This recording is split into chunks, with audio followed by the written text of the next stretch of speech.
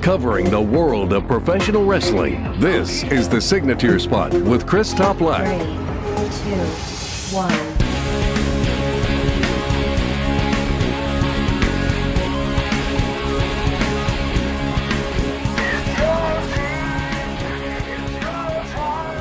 Thank you very much for tuning in to the latest episode of the Signature Spot with Chris Toplack. As always, I greatly appreciate your ongoing support, and thank you very much for subscribing on YouTube. Last week, I was roughly hovering around about 900 subscribers. I'm close to 1,100. I know it's just a meaningless number, but it's great to get over that hump of over 1,000 subscribers on YouTube. So if you listen there, of course, we have a little collage, if you will, a slideshow to go along with what I'm speaking about. It's enjoyable there. You can also listen wherever podcasts are available, so you can follow and subscribe on iTunes, Spotify, Google Podcasts, Spreaker, Overcast, iHeartRadio, you name it, and the show is there. And of course, you can follow me all over social media. It's a bit of a heads up. I will be very active on Twitter this coming Saturday at Chris Toplack. I tend to live tweet. I really enjoy it. Hope you follow me along. So no proverbial line in the sand. I am willing just to take it all in this weekend, and I hope you have the same mindset. NXT UK TakeOver Cardiff and AEW All Out both taking place this coming Saturday. We are spoiled. So today, a full set of previews and predictions for both shows, and that starts right now. Our topic of the week. NXT UK TakeOver Cardiff takes place this coming Saturday, August 31st, from the Motorpoint Arena, Cardiff, in Cardiff, Wales, a beautiful part of the country. This marks the second NXT UK TakeOver event. If you've only been exclusively watching the NXT brand based in America, you have been sorely missing out. I'm fully caught up on NXT UK. I've been watching it on a weekly basis for the past 3 months, and then prior to that, off and on, I'd catch it every week, and then I'd miss a couple weeks, but I always try to catch up, and the reason why is it is such a strong brand, and their sole focus, of course, is on wrestling. Their tag division might be the strongest in the world, and wow, their women's division has a lot of depth. And of course, now with the NXT brand heading over to the USA Network in just a matter of weeks, Wednesdays from 8 to 10, I believe we will see a little bit of crossover. Here's a bit of a spoiler. Rhea Ripley appeared on the most recent set of tapings, so she's a star in NXT UK, I should say. Same with Pete Dunne, who recently competed at NXT TakeOver in Toronto. So you may see some stars here you're not normally used to, but I'm confident you will soon see them on North American television, at least for some crossover appeal. Speaking of North America, this card is set to start at 2 p.m. in the East. That is 7 p.m. in the UK. Less is more, of course. Only 5 matches featured on the card. We've already grown accustomed to that with traditional NXT TakeOver events. I'm not predicting this as the order for the card, but this will be the order for the preview. Travis Banks versus Noam Dar. This could potentially be a great way to kick off the show, by the way. Banks is known for his stints in Revolution, Progress, and Define. Of course, that is prior to joining NXT UK. I believe he still actually is featured on some of those different promotions as well, too. While Noam Dar enjoyed stints on 205 Live and even briefly on Monday Night Raw, it seems like years and years ago, when the Cruiserweight division was actually featured exclusively on Monday Night Raw. If you recall, Travis Banks was originally scheduled to face Jordan Devlin at NXT TakeOver UK Blackpool, but he was forced out due to an injury and replaced with Finn Balor. It was quite a nice surprise. With Noam Dar already attracting some previous television time in the past, and the fact that Banks is out for redemption, I would imagine this is Travis's moment, as he possesses plenty of upside. My prediction, Travis Banks. Up next, a last man standing match, Dave Mastiff versus Joe Coffey. I recall watching Dave Mastiff take on Kevin Steen back in 2014. He's a big boy. He's legit, and this match is tailor-made for him, but Joe Coffey is about as durable as they come. During NXT TakeOver Blackpool, Mastiff defeated Eddie Dennis and that was in a no DQ match, while Joe Coffey main evented, challenging Pete Dunne in a very competitive bout for the NXT UK Championship. This match was scheduled following their last bout that ended in a draw, yet both men were content on continuing. They were ready to throw down, but the ref said, nah, not here. So this matchup will determine a decisive winner. So you know that Coffey's going to have some support in his corner, and that's going to, of course, create some odds in his favor. But Mastiff presents unmatched ferocity and sheer toughness, and he's going to pose some definite challenges. I expect this to be a brutal match where each man utilizes various weapons. That's a surefire bet, right? So while Joe Coffey is more primed for the main event because we've already seen him there, I'm going out on a limb to select Mastiff. Plus, he could plausibly challenge Walter if he does retain later on. My prediction, Dave Mastiff will be the last man standing. Up next for the NXT UK Championship, it is the grizzled young veterans. They are the champions defending, and that consists of Zach Gibson and James Drake. You also have Gallus, which is Mark Coffey and Wolfgang, and also you have the South Wales subculture consisting of Mark Andrews and Flash Morgan Webster. I've stated this before. I will state it again. I'm not a huge fan of triple threat tag team matches, but these are three of the best in the world today. And again, the NXT tag team scene might just be the best under the WWE umbrella at the moment.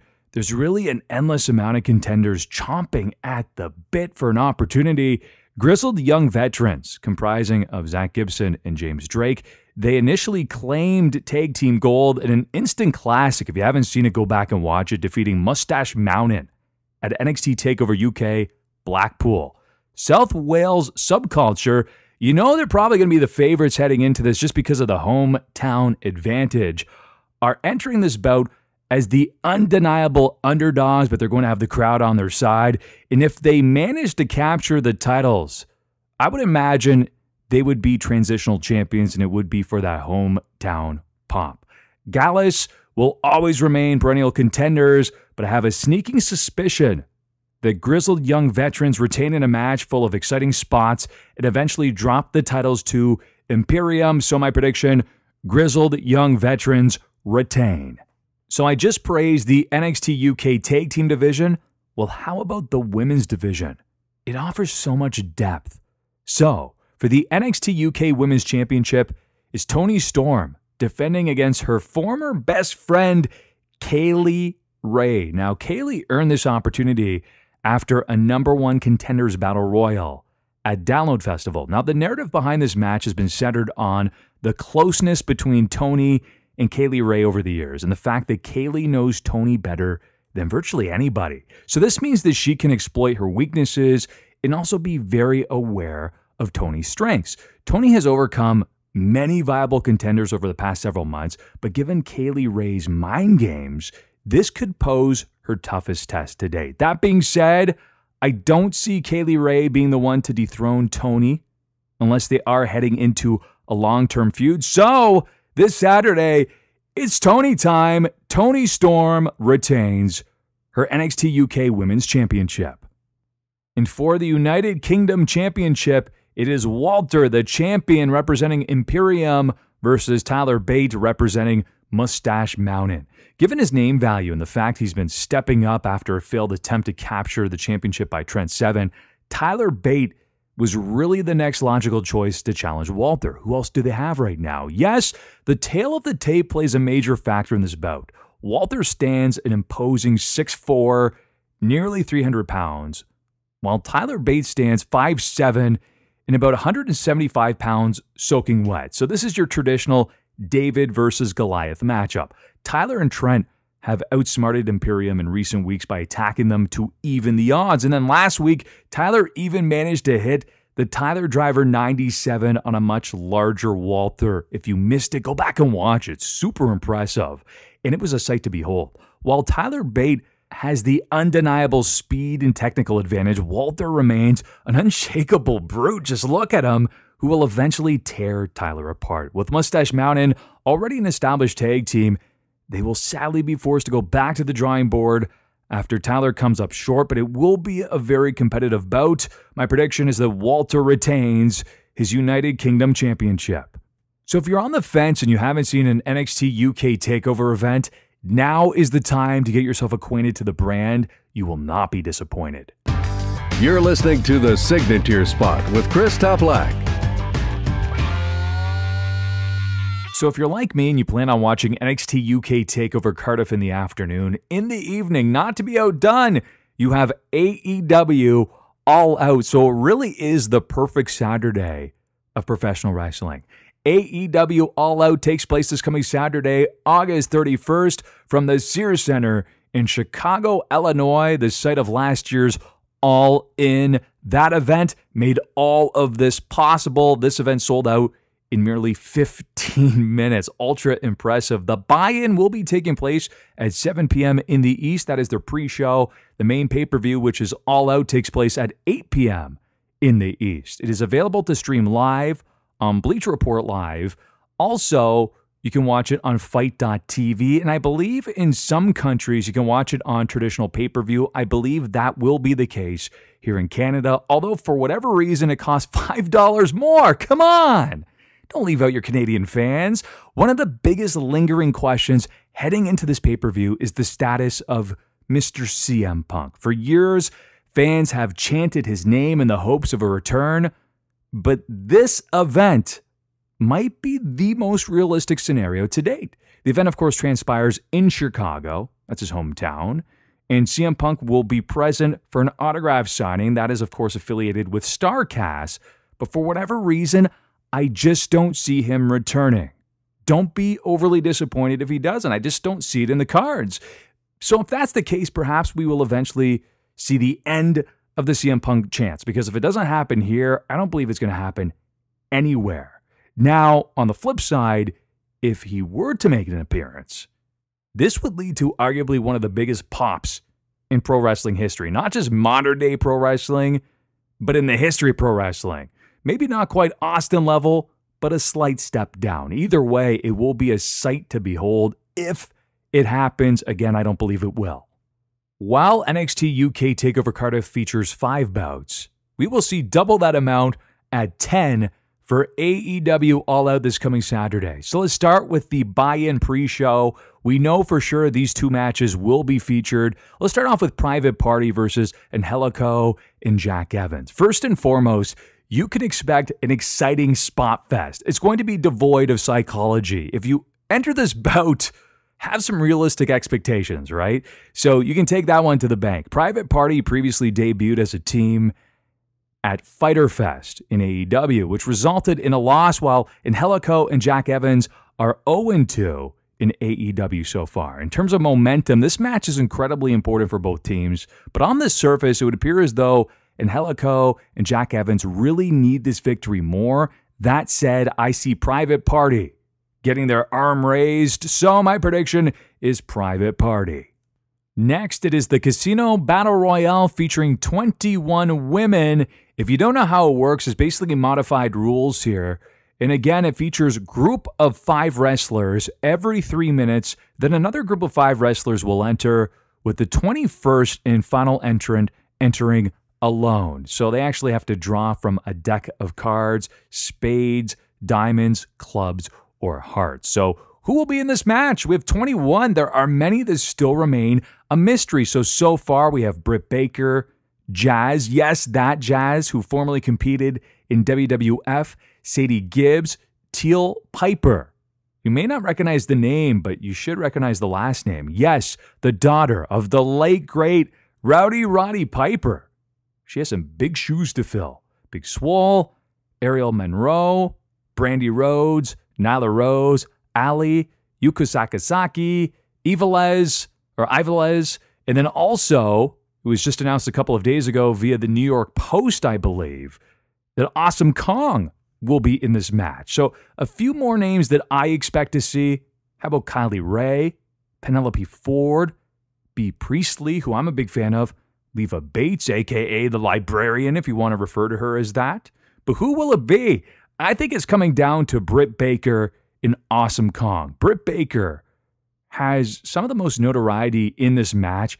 She's been prominently featured, at least to me, as the face of the division. So she's the safe but logical bet to win. Awesome Kong also would be a great choice. So the winner of this bout will receive a shot at the inaugural women's title, and that will be taking place on October 2nd during the very first AEW on TNT broadcast. So again, my prediction will be Britt Baker to win the 21-woman Casino Battle Royale. So again, keep in mind the buy-in is absolutely free, but you must pay for the all-out pay-per-view. This is the final pay-per-view ahead of their debut on TNT on October the 2nd. So let's start with the match that was just recently announced, actually a couple of days ago. Luchasaurus, Jungle Boy, and Marco Stunt versus SoCal Uncensored, SCU, Christopher Daniels, Frankie Kazarian, and Scorpio Sky. Yes, this match was made at the 11th hour. It was during an episode of Being the Elite. I'm intrigued to see if they will continue trying to feature new matches on Being the Elite, or if it will only be announced on weekly television when they land on TNT. With the exception of Marco Stunt, every person in this match has been prominently featured on AEW pay-per-views, also along with Being the Elite. So regardless of the outcome, the fans will be vocally supporting both teams, but I believe it's going to be SCU getting their arms raised. On deck, Joey Janela versus Jimmy Havoc versus Darby Allin. There will be blood, and do not expect a technical affair. If you're with friends who've never seen any of these men compete, give them some fair warning. Hey, this is not going to be crisp. There's not going to be a lot of psychology, if any at all, but there will be a lot of weapons, I'm sure, involved. It's going to be hardcore and very fan-pleasing. None of these individuals have earned a W under All Elite Wrestling. In fact, they tagged with each other at Fight for the Fallen against Shawn Spears, MJF, and Sammy Guevara. But they blamed each other for the loss in a backstage segment. I'm not sure if you saw that. Blink-182 even made an appearance as well. So given his underdog fighting from underneath style, Darby Allin would be an ideal choice to win this match. As Jon Moxley noted, he embodies that intangible X factor that made Jeff Hardy a star. I do see some of that in Darby Allin. I suspect Joey Janela will win, but I'm going with Darby Allin as my prediction.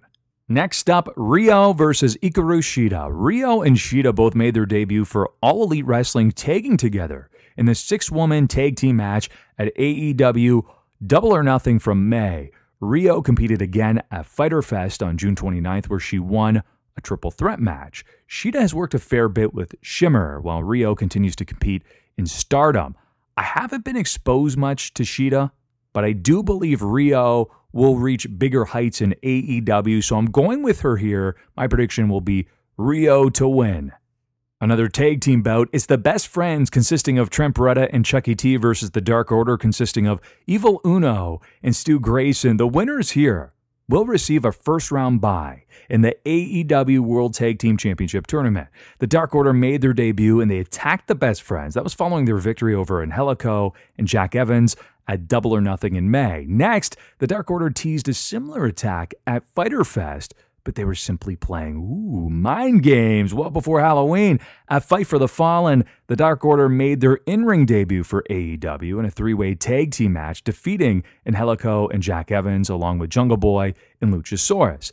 This led them to advance to All Out for an opportunity at the first-round bye in the AEW World Tag Team Championship Tournament. So again, the winner receives that first-round bye. Both teams are well established, but the Dark Order are still fairly unknown commodities. I know very little about them.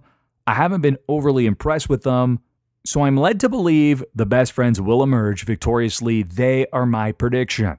This one gets personal. It is Cody versus Shawn Spears with Tully Blanchard. I'm assuming Cody's going to have Brandy Rhodes in his corner as well. The groundwork for this feud was laid down when Cody referred to Shawn as quote-unquote a great hand. This apparently offended Spears, who ultimately took out his frustrations on Cody with a steel chair, and this was following his draw with Darby Allin at Fyter Fest. Cody was bleeding profusely as Brandy and MJF came to his aid. Shawn then brought on the services of Tully Blanchard, which was a very strategic move to bring him on as a consultant since Tully competed against Dusty Rhodes on dozens of occasions, and he claims to know the Rhodes family inside and out. As for Cody, he seeks revenge for the heinous attack at Fyter Fest and further wants to derail Shawn's momentum. My prediction, Cody will exact his revenge this coming Saturday.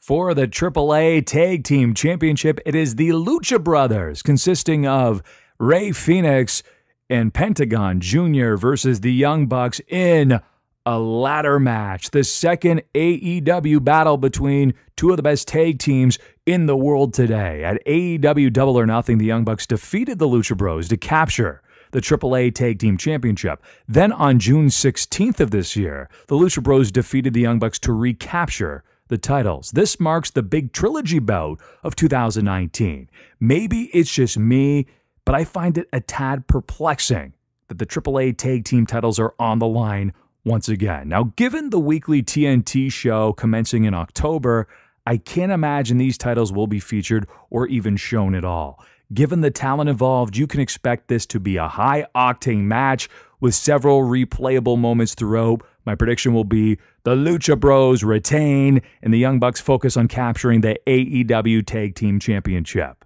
The placement of the previous match in this one could be interchangeable, but I'll place this one here. It's Kenny Omega versus Pac.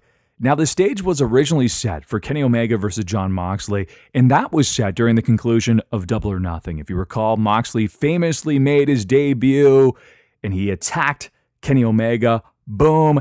There's your automatic main event or co-main event for virtually any pay-per-view to come. So it was set for here. Unfortunately, Moxley was forced to withdraw last Friday. That was due to suffering from a serious case of MRSA that returned in his elbow. Now, have no fear. According to John, this is expected to be a quick recovery, so he will be 100% by the time AEW debuts on TNT. In case you missed Kenny's promo from Being the Elite, he did an excellent job of showing a general lack of compassion. He essentially held Moxley accountable for the injury, since Moxley, of course, was rigorously competing in Japan in the G1 Classic. He wanted to check off all those boxes, but that's okay because when both are healthy, you can expect this feud to seamlessly pick right back up again. So this left AEW in a bit of a bind. They had to search for a big-name replacement for Kenny Omega. They landed on Pac, again formerly known as Neville, in what should be a very intriguing matchup. If you recall, Pac was originally booked for Double or Nothing, but he was forced to withdraw due to quote-unquote creative differences, whatever that is. I believe it's because they just didn't want him to lose because he was their champion. As a result, Pac competed against Adam Page 1 week prior at WrestleGate Pro. So that's out of the way. Pac also dropped the Dragon Gate World title last month. So now he's free to compete, and it appears as though those creative differences are hopefully out the window. It won't matter either way. Kenny Omega is my prediction to win this match. And as an ode to Michael Buffer, in the main event for the AEW World Championship, it is the Pariah, the Alpha, the creator of The List, Y2J, Chris Jericho, you can place so many nicknames and monikers there, versus Adam Hangman Page. Yes, we will see the first All Elite Wrestling World Champion crown this coming Saturday, and they will proudly wear that gorgeous title around their waist or carry it on their shoulder. Jericho earned this opportunity after defeating Kenny Omega at Double or Nothing, while earlier in the evening, Hangman Page won the Casino Battle Royale. This is your classic grizzled and egotistical heel veteran versus the clean-cut babyface with a bright future who desires to carry the torch for all the right reasons. With AEW debuting on TNT in just a little over a month, I would imagine they desire to capture as much attention as humanly possible. Why not? So that's why Chris Jericho will be crowned the inaugural AEW World Champion. Make no mistake about it, Hangman has a bright future with limitless upside, and he will have an opportunity to run with the gold, but it will not commence this coming Saturday. So again, Chris Jericho will be your inaugural All Elite Wrestling World Champion. That debut on TNT is just around the corner. As pro wrestling fans, we are truly spoiled this coming Saturday. I cannot wait. I'm going to sit back, put on my feet, and enjoy hours and hours of pro wrestling. I hope you do the same. I hope you enjoyed the set of previews and predictions for NXT UK TakeOver Cardiff and AEW All Out next week. I will review both shows. If you're lucky, I may even do that on Sunday. It is the long weekend in the Great White North, so I'm going to have the time to do so.